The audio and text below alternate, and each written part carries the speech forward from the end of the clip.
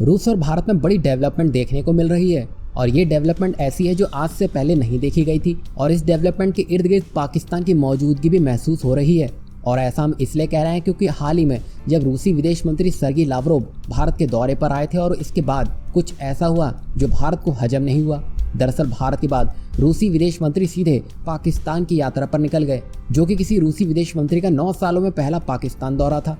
और ऐसा हुआ इसलिए क्योंकि रूस को यह समझ आ गया है कि अफगानिस्तान में जो तालमेल पाकिस्तान के जरिए उसे मिल सकता है वो भारत से उसे मिल पाना मुश्किल होगा, क्योंकि अभी भारत ने अफगानिस्तान को लेकर अपनी रणनीति बिल्कुल साफ कर दी है और उसे देखकर रूस को यह समझ आ चुका है कि भारत को मना पाना अब मुश्किल होगा। तभी वो पाकिस्तान के इर्द गिर्द अपनी कुंडलियां फैलाने में लगा हुआ है। तभी इसी को लेकर वो अपनी रणनीति में भी फेरबदल करने में लगा हुआ है, जो भारत के लिए तो शुभ संकेत बिल्कुल भी नहीं है। जो 9 सालों में नहीं हुआ वो रूस ने एकदम से कर दिया।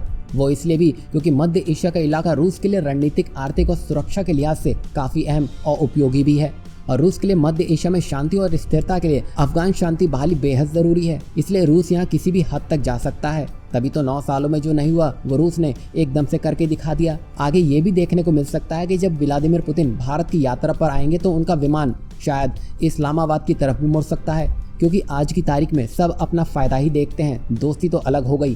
तभी तो रूस आज पाकिस्तान के साथ युद्धाभ्यास करने के साथ ही साथ उसे हथियार भी मुहैया करवाने में लगा हुआ है। अब यहाँ भारत को क्या करना चाहिए? वैसे देखा जाए तो भारत ने काफी समय पहले ही अपना रास्ता बदल लिया है और ये रूस भी भली भांति जानता है। तभी तो हाल ही में जब रूसी विदेश मंत्री ने भारत का दौरा किया था तब उन्होंने ये स्पष्ट कहा है कि भारत किसी भी देश के साथ अपने संबंध घनिष्ठ बनाने के लिए स्वतंत्र है और इसका इशारा भारत अमेरिका यूरोपीय देशों के साथ बढ़ती हुई घनिष्ठता को लेकर था। अब जब रूस भारत के दुश्मन देशों से अपना हित साधने में लगा हुआ है तो भारत भी यहाँ रूस के दुश्मन देश यानी कि यूक्रेन से अपना हित साध सकता है। और यहाँ भारत काफी समय से यूक्रेन के साथ अपने रिश्तों को धार देने में भी लगा हुआ था, क्योंकि उसे पता था कि माहौल कभी भी बदल सकता है। यहाँ हम आपको बता दें कि अब भारत दोनों देशों के बीच रक्षा सहयोग को बढ़ाने के लिए यूक्रेन को हथियारों की आपूर्ति भी कर रहा है। मतलब साफ है, अगर रूस अपने हाथ पांव मारेगा तो यहाँ भारत भी चुप बैठने वाला नहीं है।